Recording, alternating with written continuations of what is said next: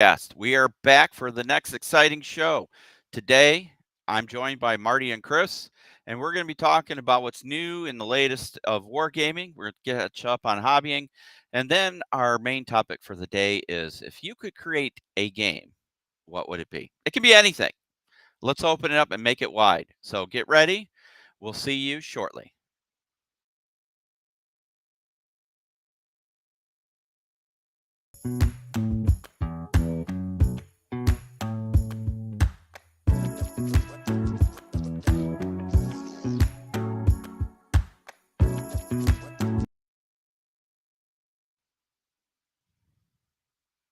All right, here we are.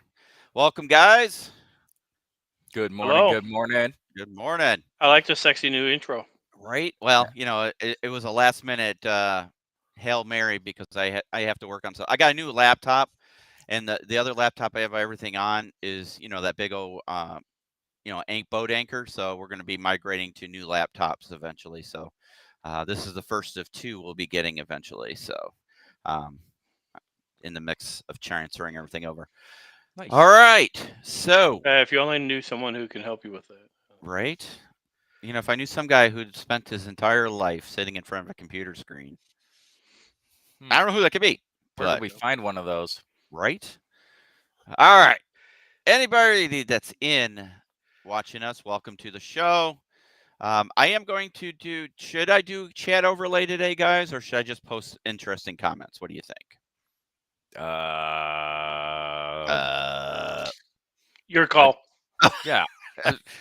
You know what? We'll go with overlay. I mean, Yeah, you know what? We're going to do posting because it takes up a lot of screen space. So we'll keep.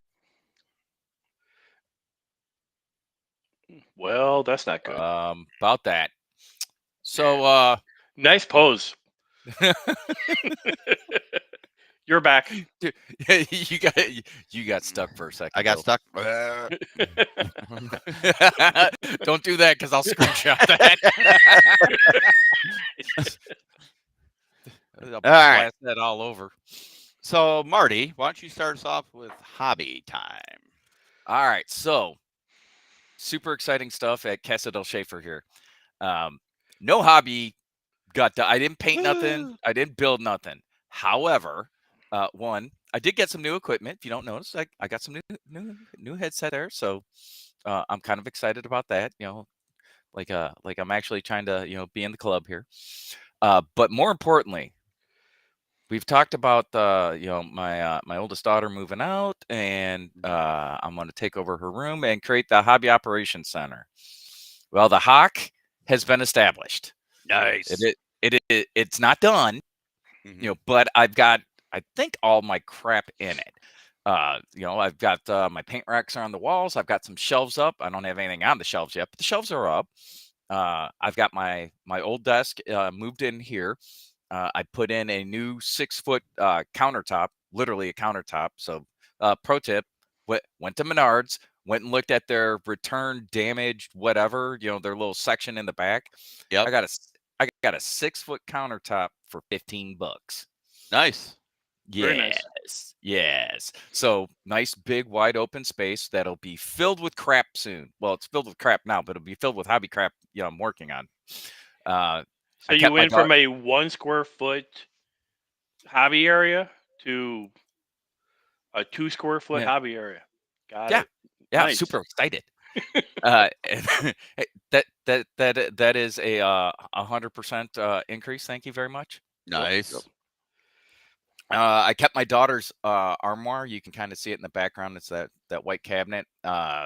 It's got glass doors and shelves in there, so that will be a display case. It's got a couple of shallow drawers at the bottom, and I have filled that kind of with like just hobby tools, if you will. So the flock box, the static grass applicator, the one of the paint mixers is in there.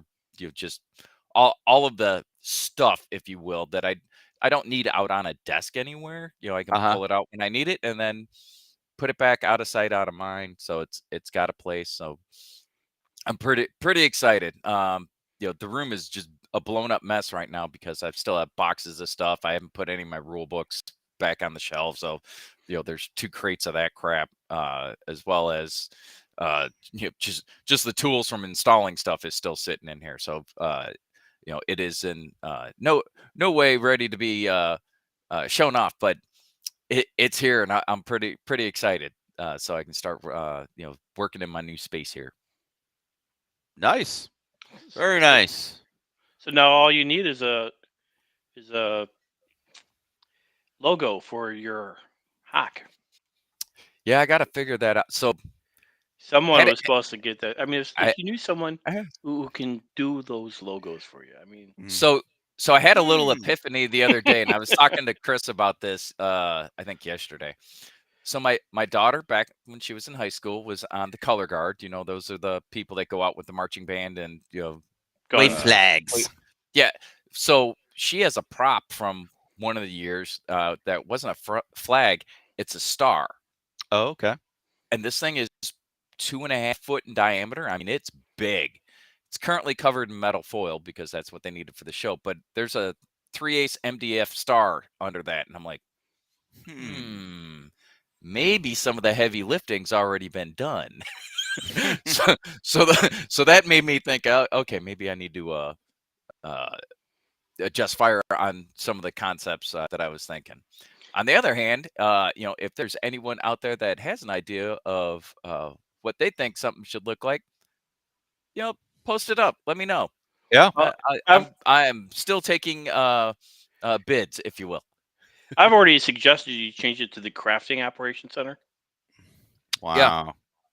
The cock. Yeah. it would have to be a big logo because everyone wants a big one. I mean, if you're gonna do it, you gotta own it, right? Okay. I think I'm gonna stick with the hawk, though. Oh, okay. I'm gonna try and keep it PG. Mm-hmm. All right, sir. Your turn. Well, believe it or not, I have not put any paint on any models. No. I know that's hard to believe. However, I have spent the last 3 nights somewhat trying to match up all the adapters that were in a box with all the other things that I acquired from somebody. What adapters? Power adapters, power supplies, stuff like that. Yeah, all that stuff. It was just separated. One big box of. Well, actually, it was multiple boxes of crap, and I had to sort through it. And yeah, so my basement now looks like your hobby center. Oh, I'm trying to. Except with a lot more wires, I bet. A lot more wires. Yeah. Yeah, there's a nice Behringer, if I'm pronouncing that right, mixer that would have been great over at the new Hawk. We just can't find a power supply for it. Oh, is that the small one or the big one? Small one. Small one. Because the big one, I think, uses just a standard plug. Power cord. Yep. Yeah. Yeah. It's got to be there somewhere. I mean, I know I looked for it. I could not find it. No, I found some strange stuff. Oh, I bet you did. I'm just gonna let all that go. Yeah. I mean, the jokes write themselves. I'll let the viewers and listeners decide for themselves. Yep. Insert joke here. Yep. All right. So, yeah, we'll be next week from today. Everybody should be at Casa del Wimmer. Yeah. Yeah. I want to get the studio set up before then. You know what the exciting thing is? The next podcast show will all be face to face, except for Jim, obviously, and Gaz will be there. Yeah. Yes. Yeah. That's why I'm trying to get the studio set up. Well, we'll be there. I can help you out. It's not. That's what we do. Yeah. That's what we do. Good morning, math, fun, and games. I believe that's Jen. That's Jen, yeah? Yeah. Good morning, Jen. Anybody who says math is fun is a Jen. Yeah. Yeah. I'm more of a they said there'd be no math kind of guy. All right. Let me switch over screens here. Bada bing, bada boom. Do the intro. Bing. All right. So what did I do for a hobby? Well, if you saw Wednesday night's stream, yeah, how'd that go? Yeah, so it's important when you're painting to have all the tools you need, like paintbrushes. I've got them all here. Yeah, I know. So I have a plethora of paintbrushes. would you like a complete set of Games and Gear What? paintbrushes that are yours? I because they're sitting right there. Yeah. So, I'll bring that yeah. stuff over. So, Dawn and I That's- went and checked out this game store that everybody was touting out north of Miami. It's like literally the closest one is an hour and a half away from us. And if you like 40K, you're good. If you like Magic, you're good. If you like Star Wars X-Wing and Armada, you're really good. They had Mech BattleTech. Other than that, they had a lot of like fantasy figures for D&D if you play role play and stuff like that. But hobby wise, they didn't have a lot per what I needed or wanted. They had a very limited Vallejo set. They had a lot of Citadel stuff, which I hate pots. I hate painting pots. I hate them. Right? I hate them. So, and now that Vallejo is reformulated and coming out with new paints and their own version of contrast paints, Express Color, I'll be all over that. So while I was there, I picked up a wet palette, an Army Painter wet palette, because I do like that. Hi, Mom. Hi, Ma. You're on the internet. Live. Live. And Bye, I picked Ma. up the Army Painter hobbyist set. I thought there was paintbrushes in one of those two. Nope, absolutely not. So I did order some, hoping they'd be here by at minimum, the latest Wednesday. Nope. Down here in the Keys, you do not get stuff fast. You know how spoiled you are. Where back home, there were days where I could get it the same day. Well, It that's usually because takes. I was gonna say you live within 15 miles of one of the largest Midwest distribution centers. So Yeah. So island time isn't always the best.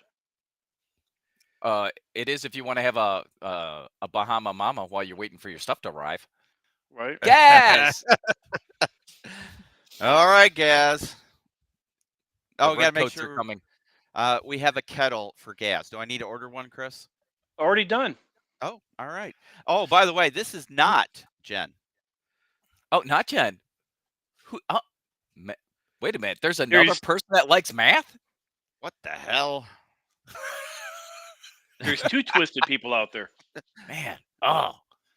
Well, in that case, thanks for joining us. Yeah, but we're glad to have you on board. The math thing kind of freaks me out. Do you have a first name, or do we just call you Math? All right. So, hopefully, I did order 2 more sets of paintbrushes. I did back a Kickstarter for some Kolinsky Sable brushes. Oh, those are quick. Well, they're actually supposed to come this month.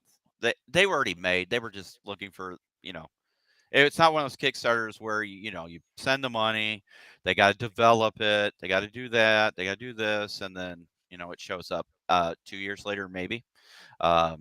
So no, they're actually supposed to ship this month. We'll see. By the way, have you changed your address on all your Kickstarter stuff to my house? I thought I updated it. There's one that's probably going to come to you, Chris. The Frostgrave one, because it's going to be huge. So yeah, you'll get Frostgrave and see it before I do, but that's okay. I hear unboxing. Hey, as long as you guys do a video, I don't care, because we are going to have a new channel. So are we going to pull the trigger on that? Yeah, well, we're going to talk about that when I'm up there, because Dawn is biting at the bit to get that one going. She really, really wants to do that one.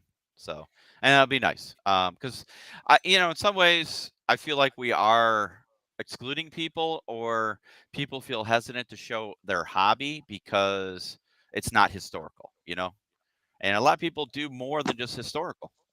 Yep. And so, I mean, like, for instance, Kevin Kabai, who is with our Midwest HMGS, is also a huge Lord of the Rings fan, and plays literally he brings his Middle Earth battle strategy game to Little Wars and plays that as well.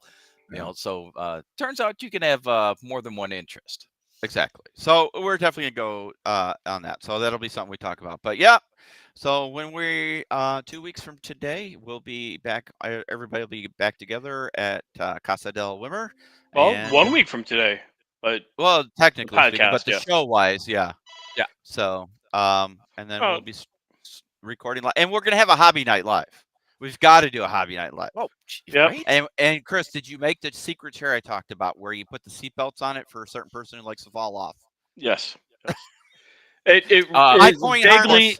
High-point harness. Yeah, harness. Yeah. We're gonna put a Blackhawk harness on him with the one that comes up the middle, so you can't slide out of it either. Yeah. Well, you know what? I have to go with what I've got here. So it kind of vaguely looks like ratchet straps. All right. Oh, I was gonna say, great. I'm getting duct taped to a chair. No, that's never happened. All right. Well, that's all I got for hobbying. So, why don't we talk about some news, Marty? I'm sorry, I don't have your intro today. That's all right. Oh no, I do. Stand by. Oh. Standing by. Oh.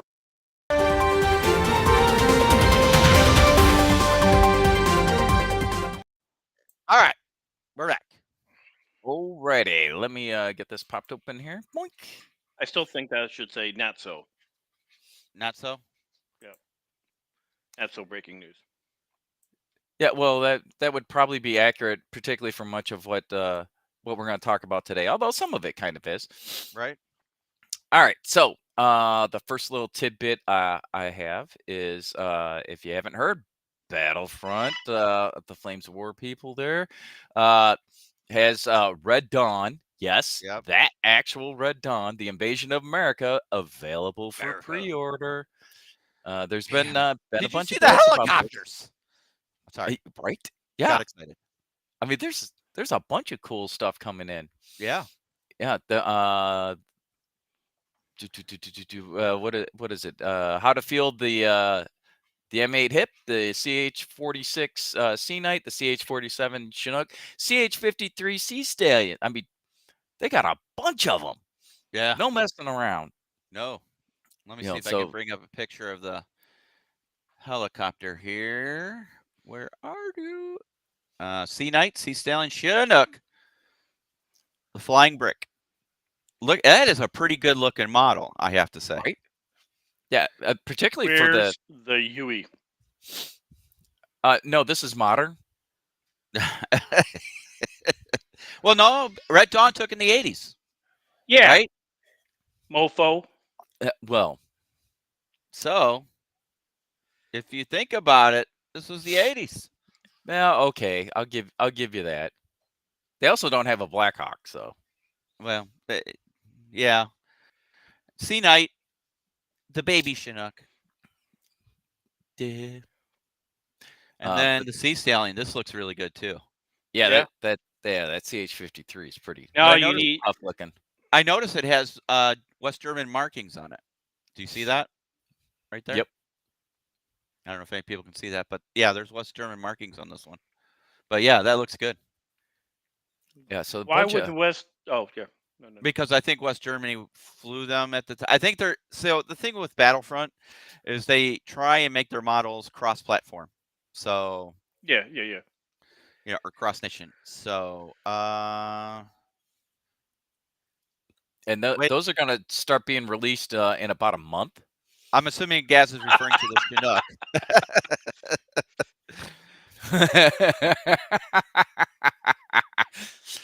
It says not for pre-flight use on the MREs, Gaz. It does. It does. Or is it because the one that he flew in probably had a tea kettle in it, and you know, he had an upset tummy from too much tea? Yeah. It still blows my mind that those guys have they have a kettle on a tank. Yeah, and they're APCs and come on, man. I mean, I would totally. I mean, we don't even have coffee makers in our stuff. Yeah, well, you do if you put in a really good inverter. Portable coffee makers that's USB charged and you can heat the water and drop the coffee in it. I've not. Nice, yeah. since we're not allowed to have a coffee maker in my new office, in the hyperbaric chamber. It's kind of bad. All right. All right. Yes. Oh my What the God. hell is a jelly baby? Dare I ask? Does anybody know what a jelly baby is on this side of the Atlantic? I'm going with is that like Is a that like gummy gummy bear? bears? I'm gonna go with gummy bear. That's what's Okay. stuck in my head. All right. Anyway, getting Oh, back that to Red Dawn. So there's some really nice stuff for Red Dawn. I love the book cover. Yeah. Yep. And you know what? They don't show it, but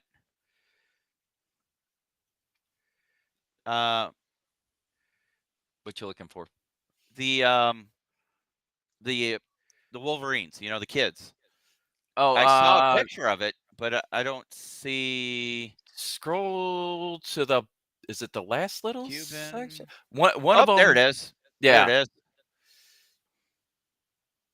Nice. There you go. Look at that. I might order that just to have it. Yeah. Right? Yeah. Oh, you can pre-order. They're already up for pre-orders. Yep, and that one will be delivered. I think that's in the January. It's only $14.50. Damn it! When is this stuff coming out again? I think these models will be released in January. If you go back a page, January 14th. Yeah, Hey, but Marty, starts December 3rd and goes through January 14th. Schedule. I think I'm gonna need to have a that so we can do a little diorama on the stairs. Oh yeah, we could do that. Chris has a perfect spot to put some of that stuff. Nice. So I'm very excited for this. I mean, I have known nice tough years. Made from real babies. All right, let me put that. Well, oh yeah, it gonna be good. Gonna be a good show. Yep. So the question I have is, tough years. Do you have your SITREP podcast mug?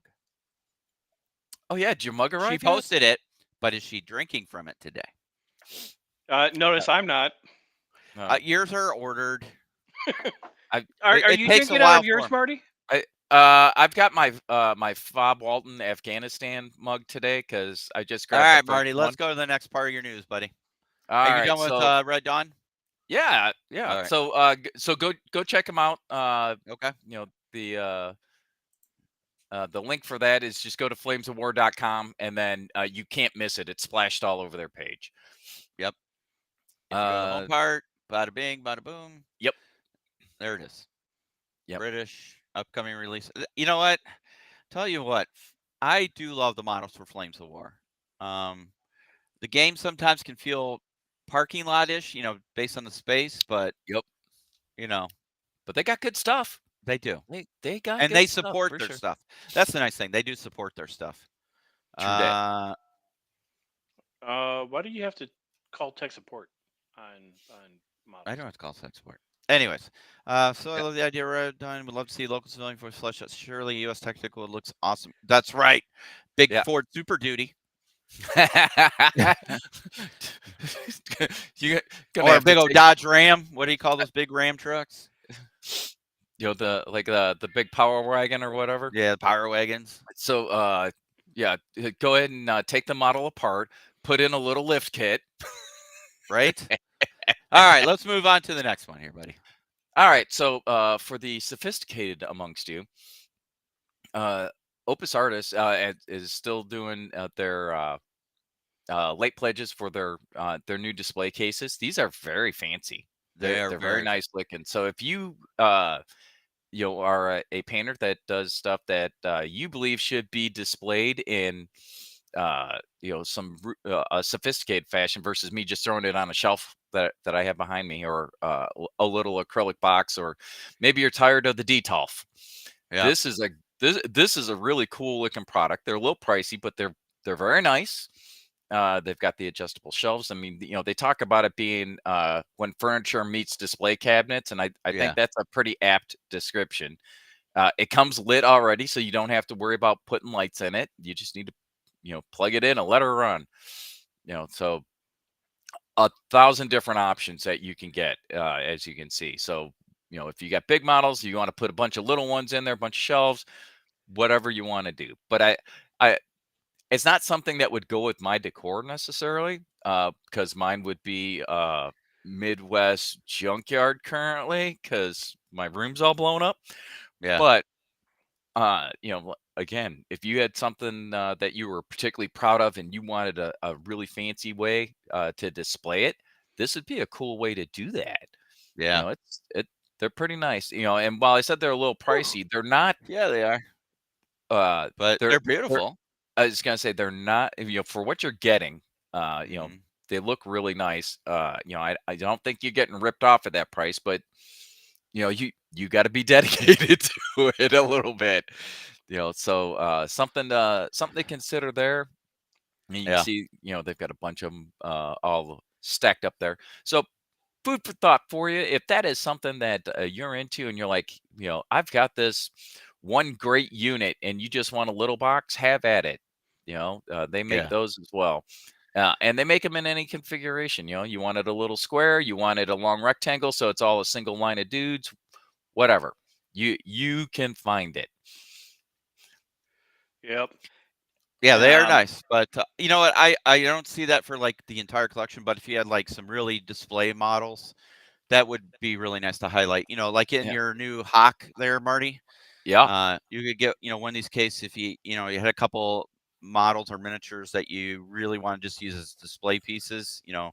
That would really highlight them. So yeah, 100%. And I was kind of looking at that, but I'm like, I got to get my room together first. Yeah, because I don't know where exactly I'd be putting these just yet. Yeah, but yeah, those are they're beautiful pieces. So very much nice. so. Yeah, very nice. I will never have any. Wait, that picture right there with the black shield over my miniatures because they're hideous. No, that's this is a picture of all of the miniatures Chris has painted. Oh, no, that's damn. not true. That is not true. I actually won one of the monthly things for Dust 1947. Remember? Oh, the yeah. only one that entered? Huh? No, he did. He went. That's right. I forgot about that. Yeah, he Yeah, won something from nice. Dust USA. What, like 2 years ago, 2.5 years ago? Oops. Yep. All right. Hey, Good deal. hey, Tuffy ears. That looks like it's made for you. Yeah. What happened? It says tough. Yeah. Yeah. What you Nice. doing there, buddy? Well, all right. Sorry, guys. The screen went all goofy on me. It's this new Windows 11. I'm still trying to get used to it. All right. These newfangled computers. Right. All right. Next. My lawn. What you got for us next, sir? This is something that I thought was kind of exciting. It's more of a future war kind of deal, but Ambush Alley Next War. This is kind of the draft edition, if you will. It is not the final version, but they wanted, as they say, a set of go-to rules for small unit conflict set in any period from the Cold War forward. Hold on. Yep. Sorry, you're breaking up, Marty. Oh, go ahead. You're coming in broken and stupid over. Yeah. Yeah, but does my microphone sound okay? Your microphone? Yeah. Hey, I'm only 2 cups of coffee into this today. I know. What are you putting in that coffee, man? Hey, look, me. Anyway. What me and the fine folks from the hills of Kentucky sharing my coffee cup is none of your damn business. So, but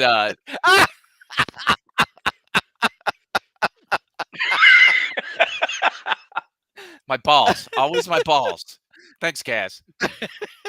Hey, Gaz, I'd be careful. He's picking you up from the airport. I was gonna say I am your ride from the airport, sir. So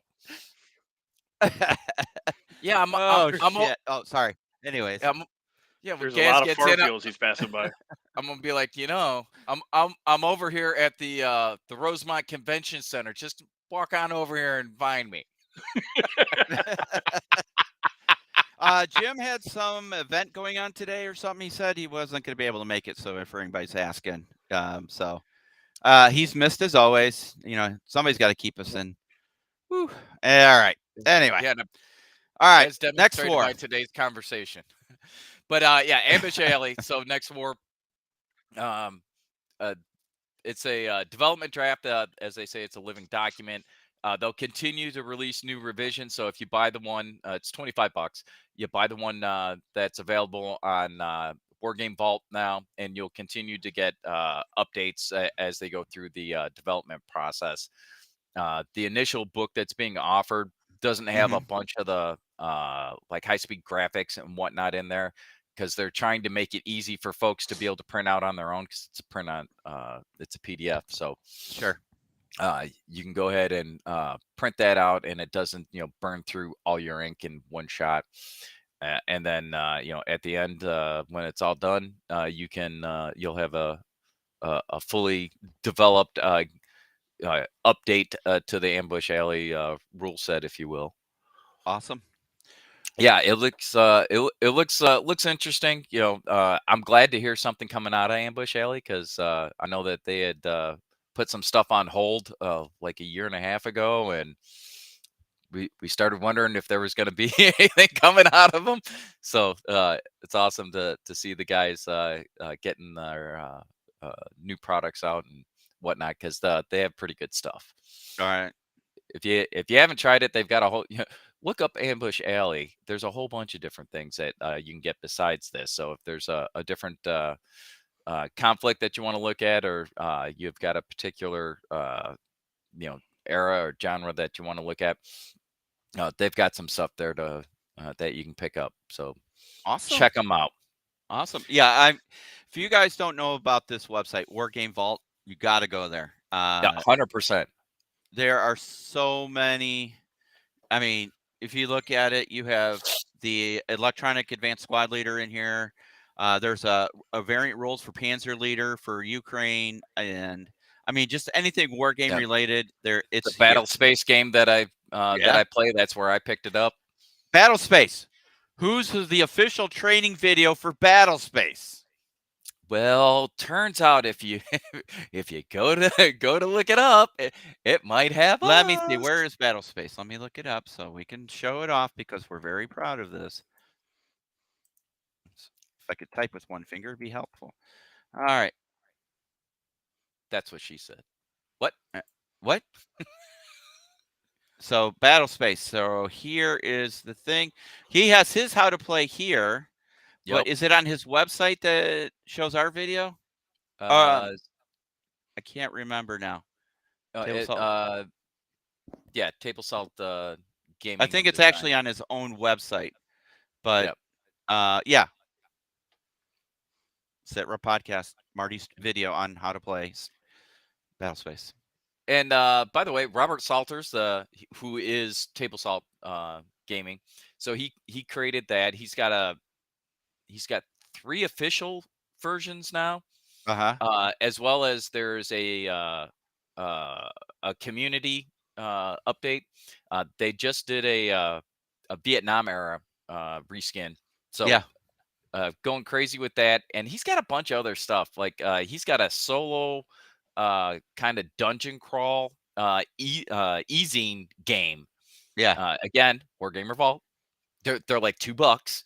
You print it out, you fold it up. It turns out to be a little tiny booklet. It plays on like a 10 by 10, 10 inch by 10 inch table. I mean, it's really small. So you can go through the little easing adventure. You can play with your little dudes. If you want to do that. He's been working hard on a bunch of stuff, and I think he's looking at doing an RPG here soon. Is kind of the vibe I've been getting. Interesting. Any other news there, sir? So one tidbit that's not news really, but a little something for the listeners and viewers out there. Mm-hmm. So I made mention that before the show, my daughter is that I have set the hock up in her room. She moved out. She's not at her place this weekend. She is over with her best friend Emily for Friendsgiving weekend. Her dad, Rob. Hey, Rob. Mm-hmm. The only reason that he's watching that he watched the show was because through us having conversations through our daughters, he got interested in it. So he's been a subscriber for, I don't know, a couple, 3 years now. And Emily was over here helping us move my daughter out last weekend. and she's like, you got him into a bunch of podcasts. Now he's listening to all this other stuff too, and he wants to get little guys. And So one at a time. We build the army one at a time. Yeah, right. So, Rob, here's to you, buddy. When you're ready to move into getting some little guys, come see me. We'll get together and do something. There you go. All right. Should we do a little community hobby catch up? Yeah, what do we got going on? I haven't looked in there much. Let's take a quick gander. I did send you a text there, Bill. You did? I did. A text? A text. You and Marty. Just to mention for this past week. The Marine birthday? Oh, yeah. The Marine Corps candles. Yeah. Yeah. Very nice. All right, here we go. So, happy birthday, Marines. Yeah, happy birthday. And of course, as was mentioned by Benny, yesterday was Veterans Day here in the U.S. So we'd like to give a shout out and a thanks to all of our veterans, all those who have served. Yep. We thank you for your service and wish you all the best in the future. Very much so. All right, so guys, I hope everybody caught last Sunday's live gaming with Jim. It was awesome. He did his annual Halloween special, and it was aliens. Yep. In the SITREP skirmish rule set, and it was really cool. I mean, the amount of work that guy puts into his graphics is crazy. So, yeah, it's terrific looking. Gaz, we're talking about our Marines. Yeah, not your.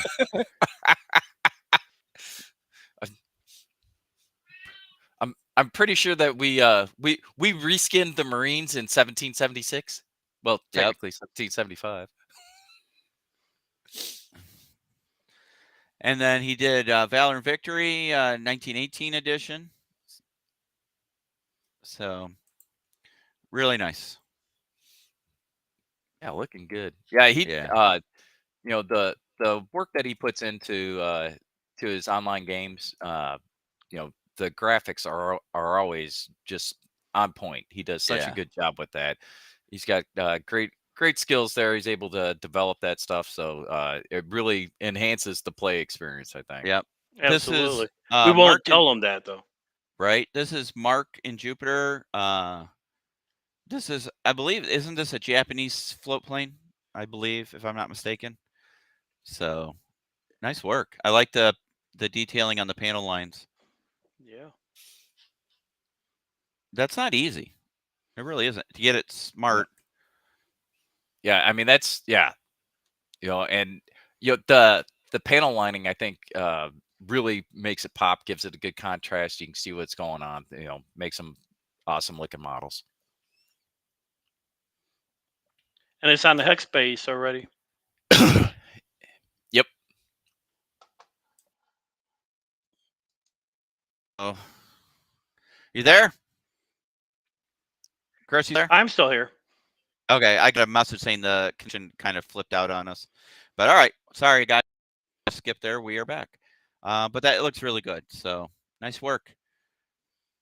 Let's see what else we have. And then LSR 2590 is doing 6mm Flames of War, and those look like 3D printed models, but they're still nice.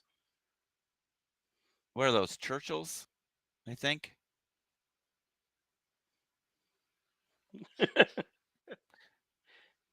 No, that's Jackson right there, I believe. Those are Jacksons. Gaz had a question for you. Oh, Gaz. Did Marty? No, Marty's old, and he has to pee a lot. I don't know. I'll split it. He's recycling his coffee. Yeah. All right. So LSRs look good. If I can get the page to. All right. Those are really nice.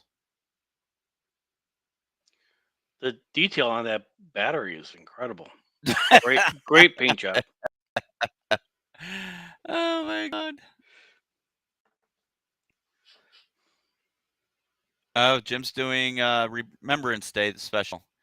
That's what's coming up this weekend. So, all right. So we'll bring him back. We didn't talk about you at all.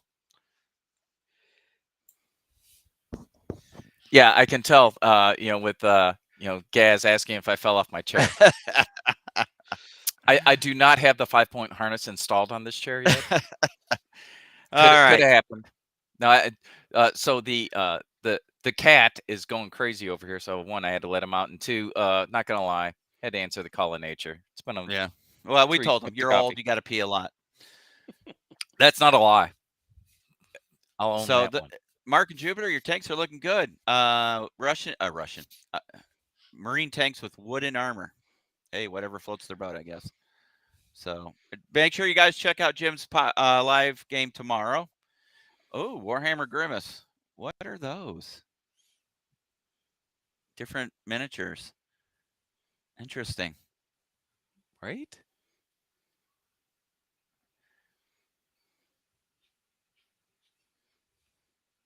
More.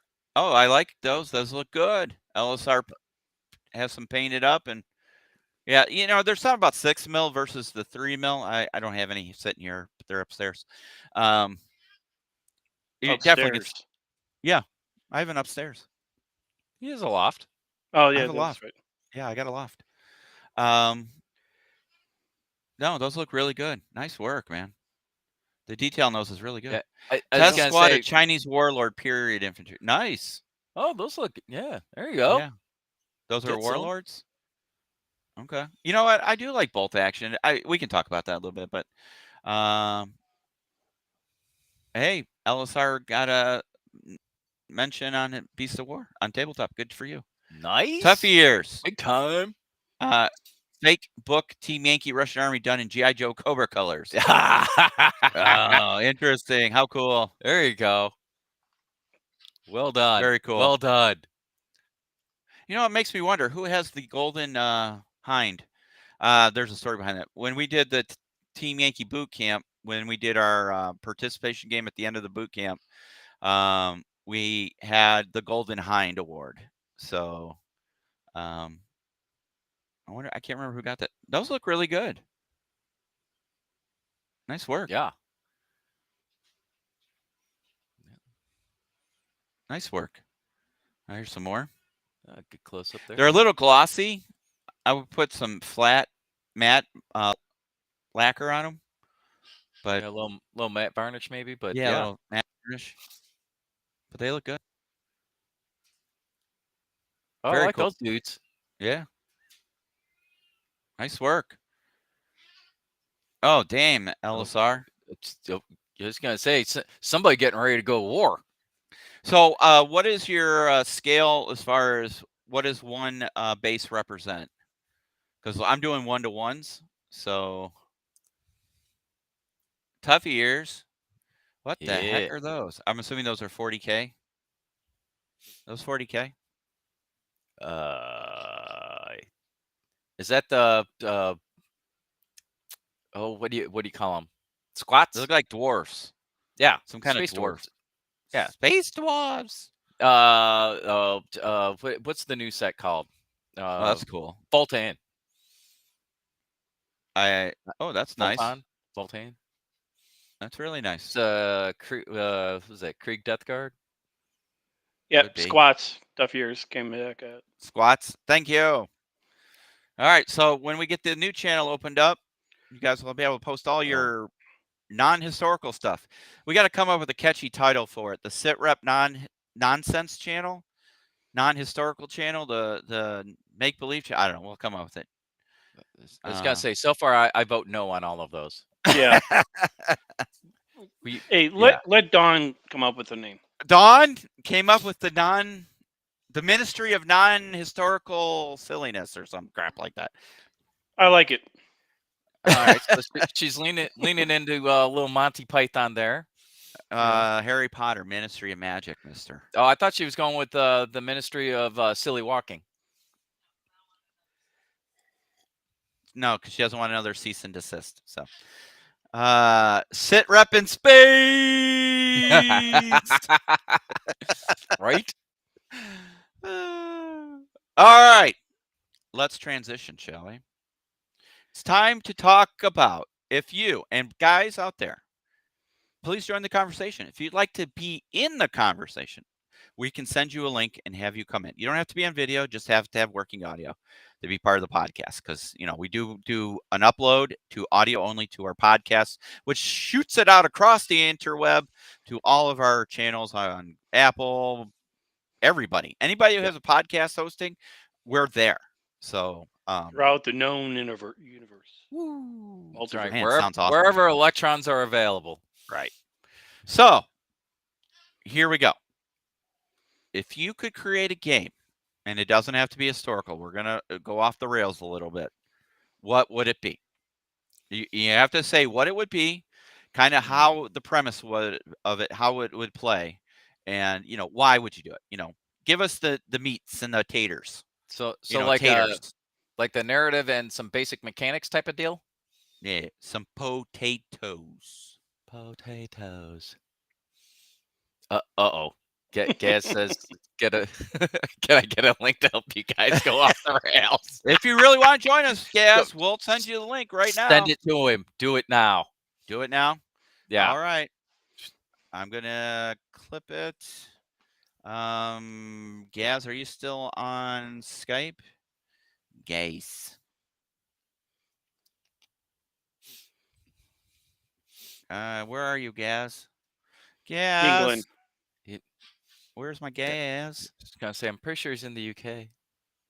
Gaz. All right. Gaz says, yeah, go for it. Gaz, send me a Skype. What's your Skype thing, Gaz? I can't find you. Come up here. Gaz.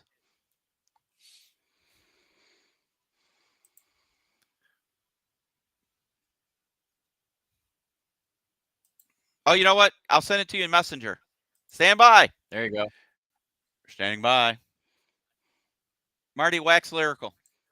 Okay, so here we go. So if I was gonna design a game, man, that's when you open it up that wide, there's a lot of possibilities. Because like if you think about what I've got everything from modern military warfare to Harry Potter. I'm not a Warhammer guy. The models are cool, but I'm not deep into GW stuff. Although I am into Lord of the Rings, the Middle Earth battle strategy and Hobbit, those game systems. So I'm not saying that like I want to Frankenstein all that stuff together and try to make a game.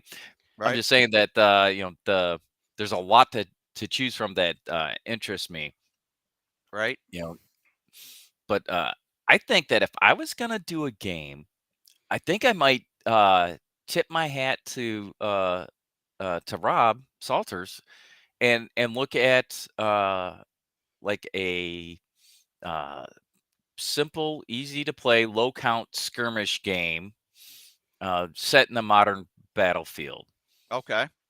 I think I would do, I don't know that I would use all his same mechanics necessarily, but I really like that type of game. I mean, it's not real heavy or crunchy. It's something that, because you know me, I don't like bookkeeping and whatnot. Yeah, so I just sent you the link on Messenger. Sorry, Marty. Just want to let you know. No worries. So anything that has less, I mean, realistically, there's like, I don't know, 10 pages of I was gonna say 10 pages of rules. It's not even the rules aren't even that long, realistically. So it's got a nice compact set of rules. All of the guys' abilities and whatnot are listed out on cards. So they come with the character card, has all of his base abilities, and then you can buy additional equipment or ability, which is just another card that gets added to them. So I like that. I'm visual. I can look at it. Bam, it's right there. this guy has 2 grenades. I throw one, I get rid of a grenade card. He has 1 grenade left. That type of thing. That really leans into what I like to do. As far as keeping it simple.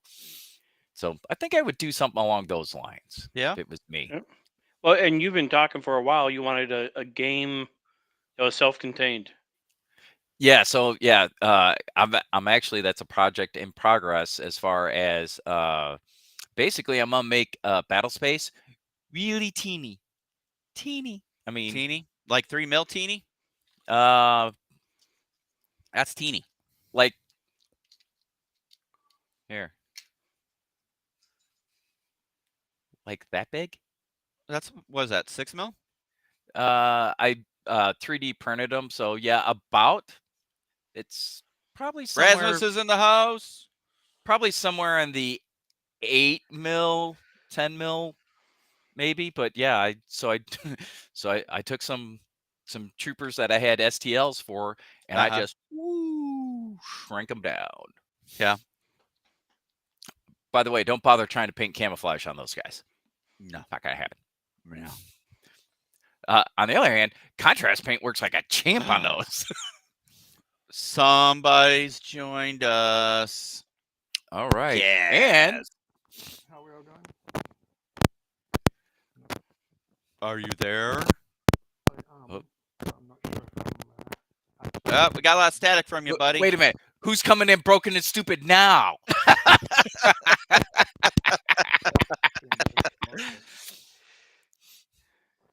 Yeah, welcome to the team, Gaz. Yeah. Oh, Rasmus has joined us. Hey, good morning, Rasmus. Are you excited, Raz, that the Blood and Plunder ought to be shipping this month sometime? We both backed a Kickstarter from them, so we're looking forward to getting that. Gaz, you okay? Technical Trying to stop that. We can barely hear. I don't know if you're using a wired mic or a wireless mic. It's the just project more. Kind of hear you in the background, but still a lot of static. Interference from the teapot in the tank. More gain? Any better? Very quiet. Okay. I think that's the problem with running through this. Okay. I'm going to play with the settings. Well, we're having some international technical difficulties with our satellite. Oh, tough years. Woo! Tough of the streets. That's how Gaz sounds normally. Hey, Gaz, why don't you try and unplug your mic and see if you can replug it back in and restart it. Gaz sounds like he's at work. No, not good. Yeah, buddy, we can't. It's mostly static, and your volume is really low behind it. Oh, Tiger Shadow jumping in on the game. All right, he's gonna jump off real quick, and Tiger Shadow says Gaz's cat fell asleep. I'm using my inside voice. Yeah, unfortunately, buddy, there's some reason we got a lot of static on your end. Oh no. All right, well, while Chris is doing whatever Chris is doing and Gaz is fixing out comms, if I could continue. Yeah, if I could create a game, I'd actually, there's so much that goes on in this melon of mine, and most of it's 99% stupid. But you guys ever seen the movie The Final Countdown? The Final Countdown. It's where the aircraft carrier goes back in time to Pearl Harbor. I was gonna say, yeah, aircraft carrier goes back World War II, and then they're trying to figure out what to do after they figure out that they've been transported back in time, 50 years. I think, do they change the course of history and all that good stuff? So, what I was thinking, go to the book. Yeah. So what I was thinking is doing something similar where you have an aircraft carrier, go back in time and replay. So you kind of make it so like in the Pacific War, you have an aircraft carrier. Obviously, today's aircraft carrier would probably mop off the map of the Japanese army with F-35s and F-18s and all that. So, but it'd be interesting to see, if you could put some type of unit that goes back in time and play battles, how different a modern would be in different scenarios. Whether it's you could do it at squad level, you could do platoon, company, all the way up to whatever. I think that would be particularly interesting if you keep the unit from the future kind of small. Yeah. So they can't be everywhere all at once. It's not going to be Right. just like dropping the bomb and war's over kind of thing. Right. But they could. I mean, you got to think that they're just gonna really demolish whoever they come up against. That's 60 years before them or whatever. Yeah. Because think about it this way, you could even go further back in time. So let's say a platoon of standard infantry, we'll say a platoon from the Big Red One, today's 1st Infantry Division, somehow gets sent back to the American Revolution. Right. And they have to take on the British, no offense, gas, at one of the battles during, the American Revolution. So, you have one platoon versus, whatever amount of Brits were there. Yeah, the British Army. Yeah. So, what would the outcome be? Would the offensive firepower of that modern platoon versus, loaders? Well, and something else to think about is, in a campaign or a game like that, what happens once you run out of your modern ammo? Because it's going to be a you swing what you bring kind of fight, because there's not going to be any resupply. I mean, exactly, it doesn't exist. So, you may want to be very judicious about how you use your ammunition, and then once they're out, what do? I mean, they have modern equipment and tactics, it's like personal gear and whatnot. right? But you're still going to end up, tomahawks and muskets at some point. Yeah. If you have an armored vehicle, eventually it's just going to become a pillbox because it's going to run out of fuel. And there wasn't gas back, you see, these are all the things you think about. And so on the other hand, how do you make it fair for the modern player just for that reason? Okay, you've expended all your supplies. Now what do you do, right? So resource management would be a really key part of that game. Yeah, most definitely. So, like let's say a ranger company, goes into somewhere, say the American Civil War. So, yeah, Rasmus has a good point.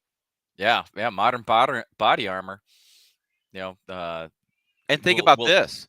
So stop those rounds. Yeah, so take our example of the American Revolution, night fighting. The modern guys all have nods, right? And they can go and fight in that night, whereas the British and the Americans, colonials, didn't normally fight at night because they can't see each other.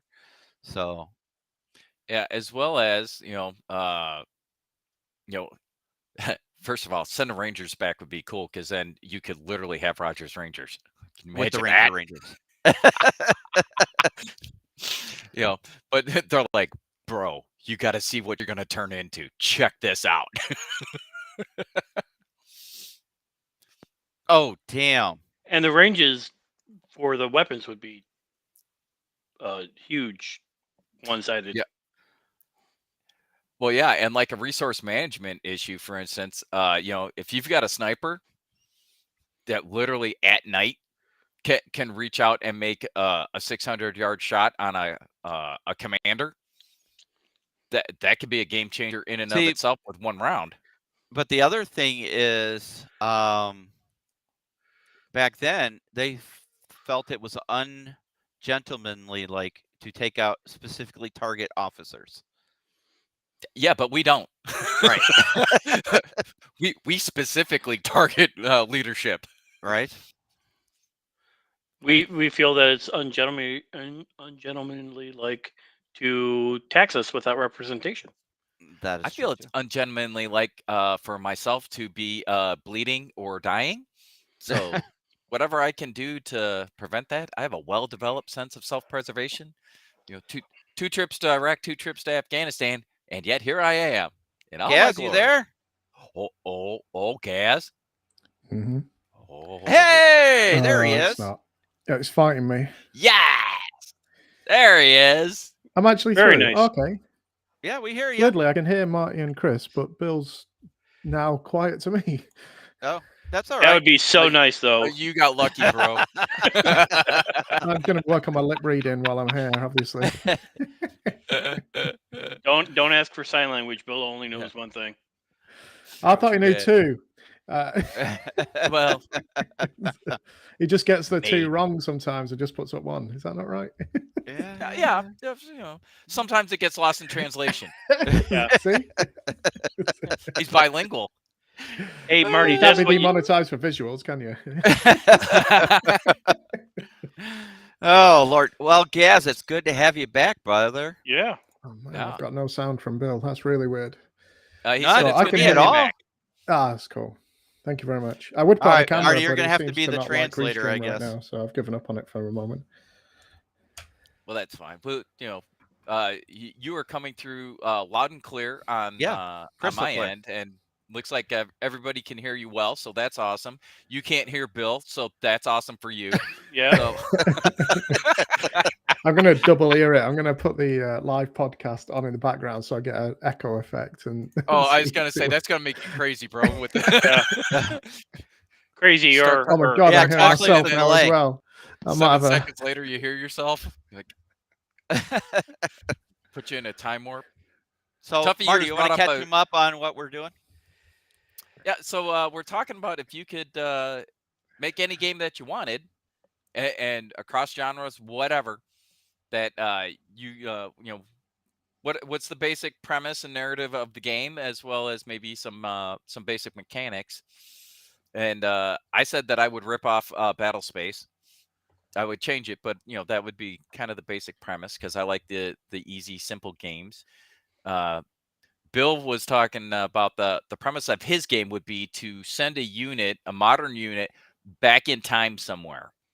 Whether that's and specifically, we're just talking about the Revolutionary War because you've inspired us. So, Yep. but you know, I was commenting on one of the things Bill said that it'd be really cool if you sent a unit of Rangers back and they could literally meet Rogers Rangers, and be like, "Hey, this is what you're gonna be someday. Check this out." Right. Oh, that would be cool. I don't know. I think at heart, I think I'd probably go for a sort of a mix. I think fantasy into history. So maybe feudal Japan, maybe the China during the early days where the myths and legends are real. And so you have the crossovers of actual human armies facing off against, you know, the dragons and the such. And I'd like to see it as we played a lot of games, especially for Japan, where you take control of the whole island as such, and you go through province by province. So I'd love something that was all the way from command and control down to 28 mil and 6 mil, 15 mil in between, where you could play it as a weekend or a week long or a month long campaign with people via an app, and everybody has input with different size miniatures, so it's agnostic. Nice. Yeah, that would be cool. You know, and you know, I can imagine you know, like a modern air battle between you know, modern aircraft, whether that's you know, jets or helicopters, and then you know, dragons going after them, or vice versa. That'd be kind of interesting.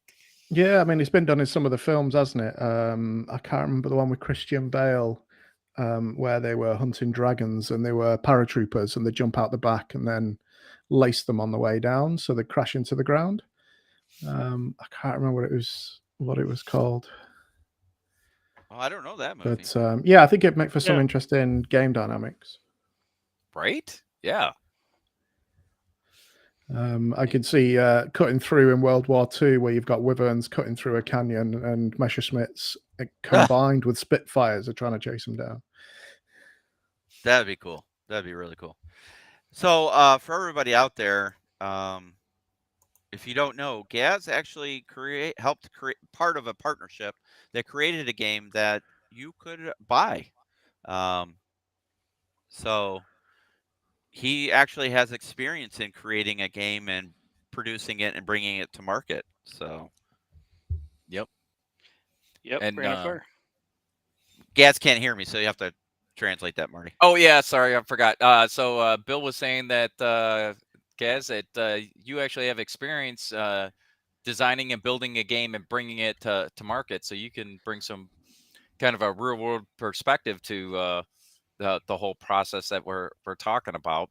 Not that it's the development meeting, but yeah, you do have experience literally in this exact topic. Yeah, we brought a 5-faction, probably 30+ model game to the tabletop called Mythos, which we later passed on to Warcradle Studios. It's still going now, as far as I know. Yeah, and it is. Yeah, it's we did the Kickstarter method. It was reasonably early days before it became super big, and I think the important thing is have passion for whatever you design. If you have passion for it, then you're willing to do the work, you're willing to put in the effort, and you're willing to not cut corners. And obviously there's financial aspects to that, but the majority of what you need to do is just be passionate about what you want, and you got to do it your way as well. Sometimes you listen too much to the people around you. We had lots of input from community, from playtesters, and we kind of mellowed the game a little too much, and we balanced it too much, which is weird to say. And people wanted more spikes in the game. They wanted more, the water cooler moments, and we still had them in there, but they wanted larger volumes, so we ended up shifting things around a little bit. And it's important though to find that right balance. It's kind of funny that you talked about balance, because oftentimes in games, you talk about a faction or character or unit is overpowered. We don't talk about it being overbalanced. I think it's never about being unbalanced, but being incorrectly pointed. I think running the algorithms. In fact, we've got maths in here, haven't we? And we could get Jen to help us out. But basically, running an algorithm that is a broken down statistics, giving them a mathematical value, and then if you add in special rules to characters, deeming it a certain value, you could balance any game. I mean, maths is the core of everything. But people still want the spikes, and you can put them in. But it's got to stay. Rain of Fire. Thank you. Tiger Shadow's got my back, as has Ben. So that was the film that I was trying to think of before. I'll have to look at that. I don't think I've seen that movie. I'll leave you to carry on chatting, and I'll just nip out and go back into the live stream, so I'm not echoing all the way through. All right, brother. What Bill's saying. Bill was commenting that he doesn't think he's seen that. Nor have I, but as it turns out, in my new hobby operations center, I have a TV in here, so I will fire up the streaming service du jour to see who's got it, and maybe I'll put that on while I'm puttering around trying to put all my crap away in here today. Or we can watch it next week. Oh yeah. Yeah, that's true. Because I've got it. Oh, there you go. There you go. There you go. Rain of Fire. Yeah, and it all starts in England. In London. It does. Yeah. It's cheaper there apparently to film. Awesome. All right, Chris, you're up. So for me, haven't had a lot of time to put any thought into it, but the only thing I like, it'd be some sort of spin-off from Dust. I like the playability of Dust, not having to worry about the measurements and everything else. You like the gridded style of the game? Yeah, and it makes it easier. There's no arguing about different things, Yeah, and it's of course, it would have to be pre-painted. For you, of course. Yeah. Well, I'm there are surprised. several games out there that are pre-painted these days, right? You've Yep. got obviously X-Wing and Armada come to mind. Yep. But I feel there's other games that are pre-painted. If anybody knows other games that come with pre-paints or you can get pre-paints, just drop it in the comments and let us know. Yeah, so I mean, as far as your grid system, I mean, you could do the same thing with hexes, where you have a dot in the middle of each hex and you go dot to dot, just like you do in the grid system. Right. Yeah. I think what Chris is looking at is he just doesn't want to have a tape measure out and then be arguing over a 1/16 of an inch. You're outside of range. Whatever. That type of is stuff. that line of sight or is that not line of sight? Well, I could see your barrel sticking out. Yeah, and I this mean, dot see that dot. So then it comes down to I'm going to transition because this is the other topic I wanted to talk about, but I saved it in case we still had some time, which we do. We have at least 15, 20 minutes. Chris, you're going to segue right into the next topic, and is should wargaming be competitive? There's tournaments. Everybody has tournaments, but should wargaming really be a competitive sport, or should it just be something that people play to have fun, learn, hobby, whatever? Because I have, as you all know, Don and I have covered gaming conventions for years, and there's been some brouhaha over gaming competitions. For a while, like Battlefront did not have a nationals tournament. There was other ones like 40K has big tournaments, and there was people having issues, and you should see some of the people who get really upset and when they don't. So I mean, what's your guys' opinion? Should wargaming have competitions, tournaments? I would think so, but it would have to be first off, though. I think the measuring and other stuff would have to be in a way to where there's no question, right? It's got to be simplistic.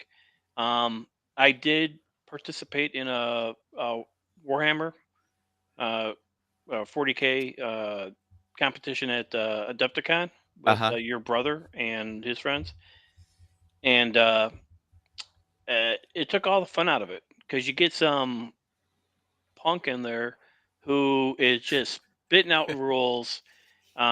He's going off with something, and he had to have loaded dice because he had his dice into whether he wanted to roll low or whether he wanted to roll high. So if it's going to be a real competition, you'd have to have stock dice. I mean, that's on the table, not brought with you. Sorry, you can't have your favorite dice. Because that's the only way to really trust anything. But it's got to be friendly. It's got to be friendly, and some people just take the fun rate out of it. Yeah. I really despised the game that I played with 40K. Yeah, I mean, listening to you and then what my brother said, did you have fun? No, not at all. So do I you wanted to beat that little punk into the ground. I did. I think I get it. I think Rasmuth, I agree very much with what Rasmuth just said on the yes to both. Folks are gonna, part of gaming oftentimes is the competitive aspect. Yeah. It's the player versus player. I want my army to beat Chris's army or whatever. Right. Yeah. But to Chris's point, both Chris here and your brother Chris, you get those people that it's win at all costs. I'm gonna fudge my dice. I'm gonna fudge my movement. I'm gonna cheat it a little bit to make my range. Bro? It's a game. It's a game. It's a game. Yeah. The whole point in my mind is to have fun. But oftentimes, it seems like with some of the super competitive players, that's not at all the point. The point is to win at all costs, and that's not fun. That's not a fun experience for me. So I don't do any of that because I wanna. Right. It's not that the game is bad. I just don't like the way some people play the game. Yeah. Yeah.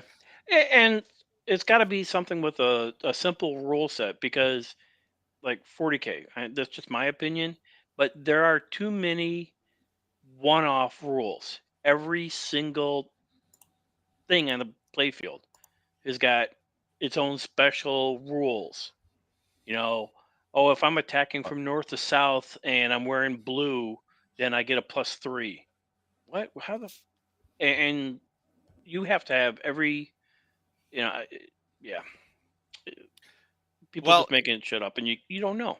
yeah. Is Gaz still on? I don't know if he's still on, but he's played in several, I don't want to call them tournaments, but at Factor M, he's played in. Still on. Oh, you can hear me. Yeah. Hey. Go ahead, give us your thoughts, Gaz. I'm doing the echolocation thing. I feel like a bat in a room. All right, Marty, translate. I think you're going to need both sides of it. I think you're going to need competitive, and you're going to need the other side of it. And I think the main reason for that is to fund it. As new releases come out, there's always a bit of power creep or a change in tactics that makes for better strategies and tactics. The competitive players will help fund your hobby, support the company, and the narrative players get to build their narrative army at their leisure. There's no race, there's no pace to it. So the income, I think, from both is used to develop the game and keep the company upright. So in my mind, you need both. What do I prefer? I think there's a place for both. There's those moments where if you go in with the mindset of it's a tournament and the people you play might be tournament players, you'll have some games in those tournaments where you will play to win.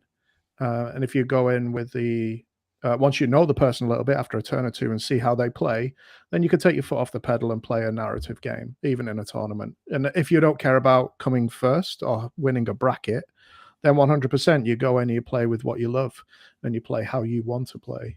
It's your hobby. And at the same time, I think there's too few narrative events. So it's kind of the only place to go to get a lot of games seems to be tournaments these days. I think there needs to be more focus on the narrative. There you go. So yeah, I concur. The question I have for you guys is, when you were creating Mythos, did you guys have a thought process about competitive play when you designed the game? So any thoughts on competitive gaming when you were designing Mythos there, guys? No. We were mainly focused on sort of structuring the game. I mean, we got to 5 factions, so it hadn't grown to the point where you would have too much of a tournament scene with a lot of different factions. I think the growth part of it is what kills most games competitively eventually. When they get too big for the box, they struggle to bring everything to the table and have events where you can play any army and feel like you can win. There's always going to be something that's a bit better in the meta, apparently, and and be top tier or lower tier or mid tier. So when we designed the game, we purely designed it from a themed standpoint. So each faction had its was very focused, and that's because each faction was generated by a different person within the group as well. Although we talked it out, we thrashed out opinions, the final decision would always be with the faction's creator. So there wasn't too many chefs. It was a case of we had our input, but the person made the decision. And I think that worked well for us, because then we could balance, even if something became, okay, well, that's quite strong, we need to put something into the other 4 factions that just tweaks them a little bit. And that's eventually how we ended up with the problem of being a little too balanced. And then but we knew it. So then we were able to address it. For competition, I think we did talk about it, because obviously you plan long term. We went to a few events in Cardiff. We gave demos there. We saw how many tables we booked, sort of if in the future we'd come back, how many tables would we be able to get from the event area. And they were happy to host us with, say, 16 to 24 players. So 8 to 12 tables. And from that perspective, then we based our competition around the scenario that you would play. So it mattered more about the scenario being correct than it did what force you brought. Because if we do the scenarios right, regardless of the force, there's chances of being faster moving, more firepower, better defense. But if the objectives are all achievable for every faction, then it doesn't matter what's brought because the scenario is strong enough to balance the game. Yeah, very thoughtful. Yeah, no, I agree. We have a friend of ours up here that runs AOS tournaments, and it is a narrative event, and the tables are what beats the players. It's not the players beating each other. Because of the particular terrain and special rules that go with some of the tables. So very very similar, I think, to what you're describing there.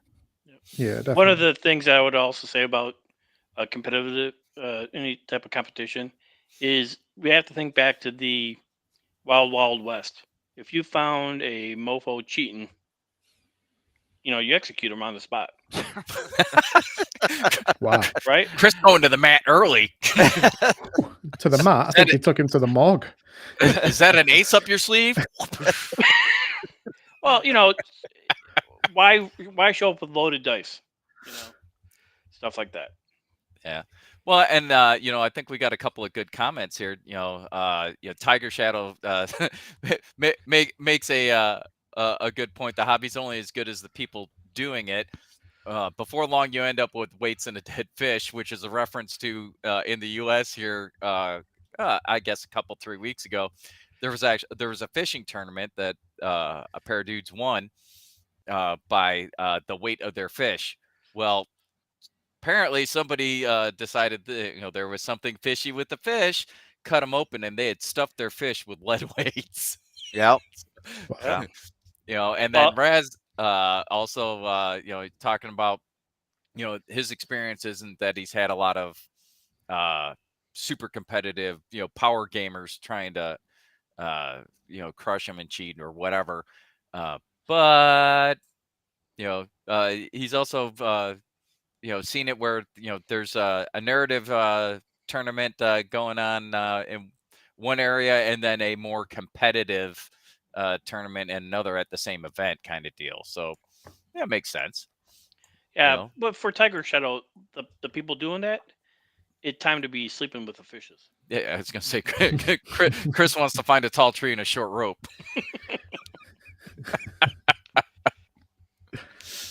But do you guys think that hyper gamers take away from the enjoyment of absolutely of a tournament?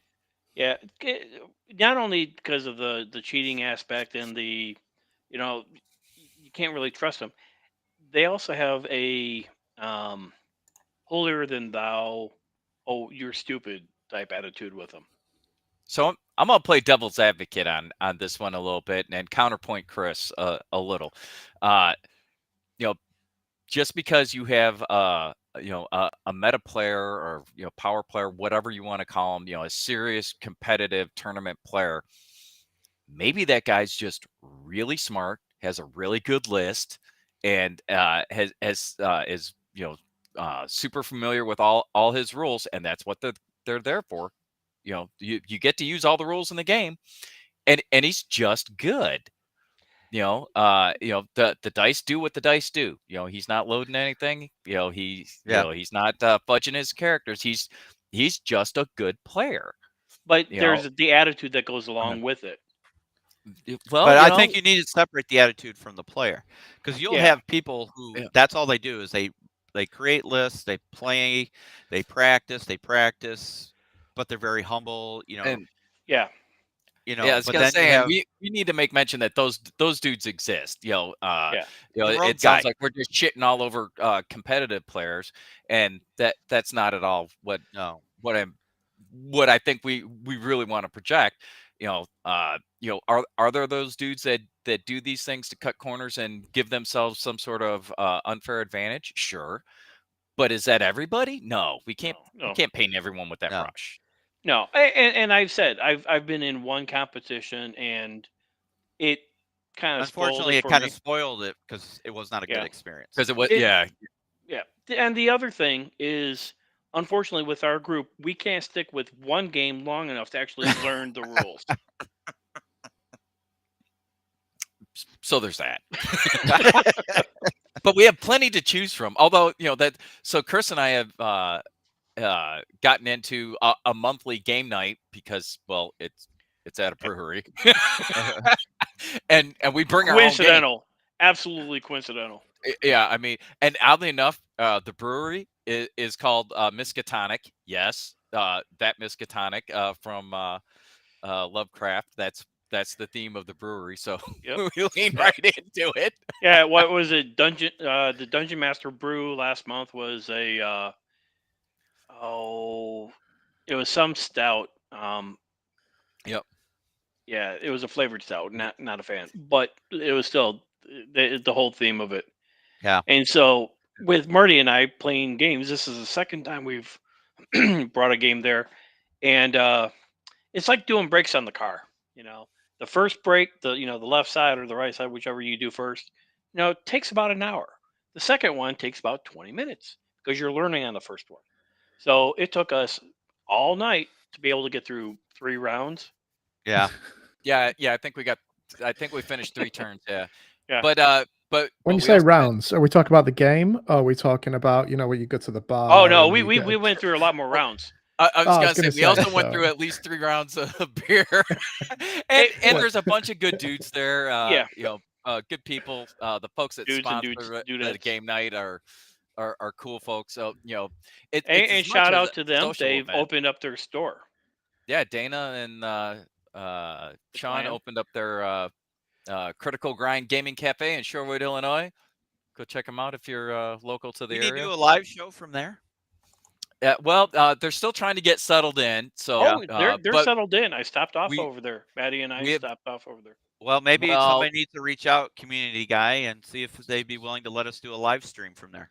Yeah. So we actually did that last month when we're at Miskatonic, and they need. I think Dana wants a little bit of time to get her feet on the ground because literally she had to close the store because she's been working 7 days a week. So still trying to sort out the operations because they just officially opened. Was it this week, Chris, or was it end of last week? It was earlier. It was the first. Was the grand opening? The soft opening was. That was. I thought that was the soft opening on the first. I don't know, but I don't know. Yeah, whatever. She's they're still getting their operations sorted out a little bit. So but definitely in the future, and primarily they're board games. But we, oddly enough, Chris and I are the ones that keep bringing tabletop games. Yeah, and they're cool. They're like, hey, run it. Yep, they've got Armada now. Oh yeah, nice. They're in the Patch, which is a local online newspaper. Yep, they've got over 200 games. Nice.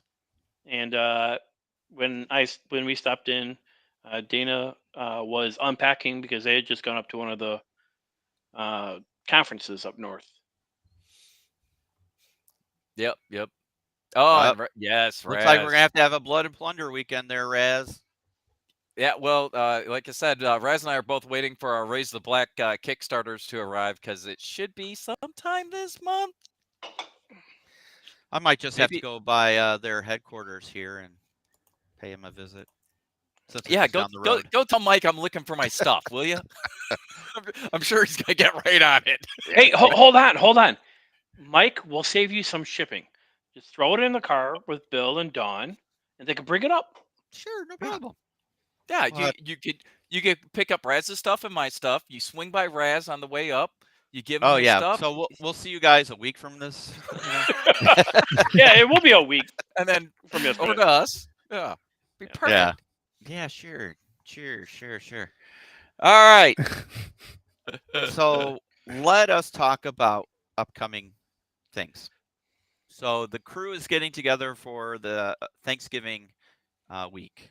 Gaz Turkey is flying over from England because he loves a traditional American Thanksgiving holiday with us.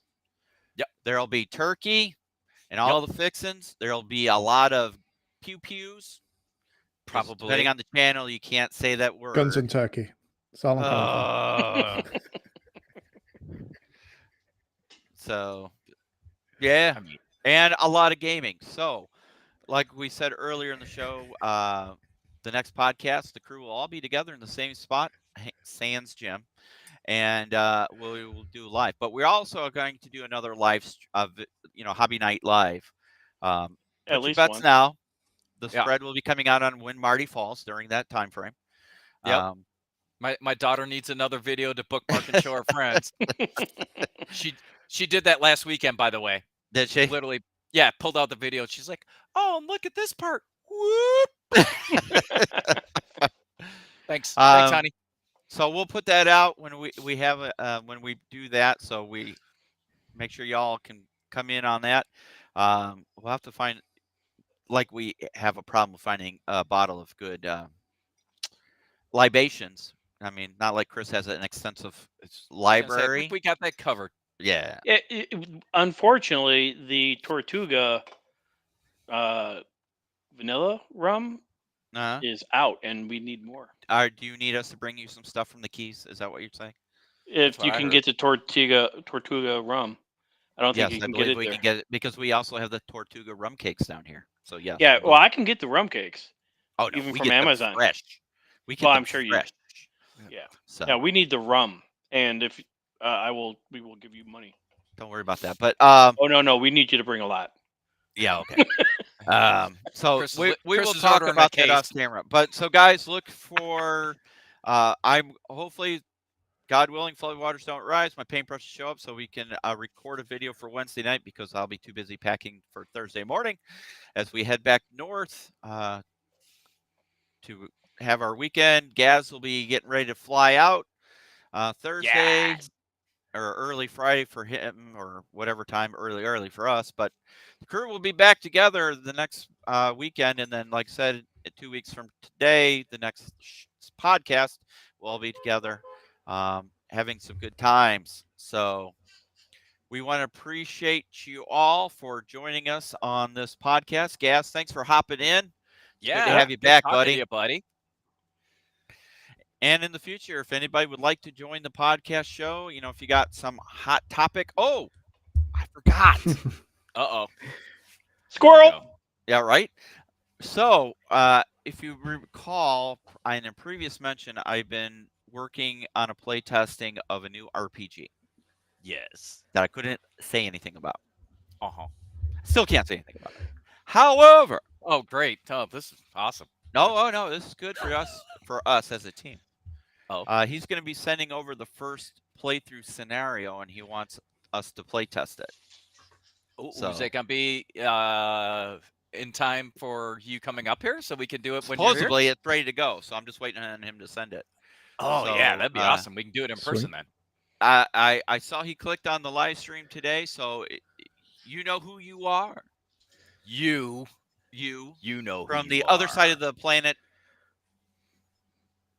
If you want to send it over, the team will be together. We'd be happy to do a play test. Yep. And then, guys, look out for our future channel, the SITREP in Space Ministry of Nonsense, whatever we call the channel. It's SITREP in Space. We might have to work on that a little bit. Yeah. But you know what? I seriously feel like we'll be playing when everybody's together. There might be some Lord of the Rings being thrown down, huh? Yeah. Well, I hope so, because I've been painting a boatload of them dudes. I haven't done it. Ooh, look at you. Yep. Well, so yeah. And then, guys, we might have to take Rasmus on setting up some kind of gaming weekend sometime in the future. So 100%. We tried it years ago, and then stupid COVID got in the way. So yeah. Well, every time we try to set up something for what's your big time that you try to set up stuff for is Valentine's Day. The Valentine's Day Massacre. Yeah. Every time you set that up, you end up moving. Well, to get away from a natural disaster. Yeah. Or a worldwide pandemic.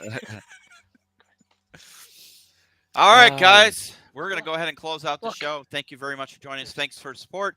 Make sure you buy merch to help support and you can get the new T-shirt and mug. Shush, you two. And it'll be there. Yeah. I promise. Yeah, And like, subscribe, hit the bell. yeah, all that good stuff. Thank you very much for your support. We appreciate everything you all do to help us as we continue our climb to 2,000 subscribers. We're getting there. All right, guys. Take care. We'll see you soon.